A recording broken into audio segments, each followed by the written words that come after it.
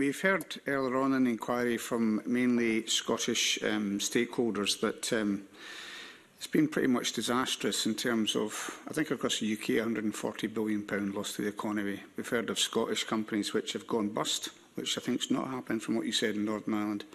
We've heard of Scottish companies who stopped exporting to the EU completely. It's too prohibitive. And we've seen job losses and so on as well. And also Scottish companies which have been taken over by, in one example, a German company, because that made it easier to trade with the EU.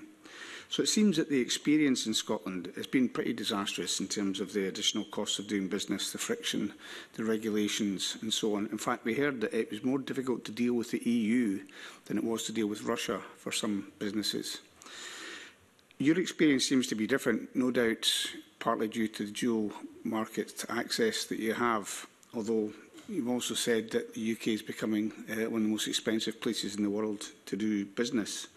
I just wonder, do you think that the Windsor Agreement is working, where it is working, to the advantage of Northern Ireland and thereby the disadvantage of Scotland? We've had, both Scotland and Northern Ireland, of course, both voted to stay within the EU, but you've had very different paths since then.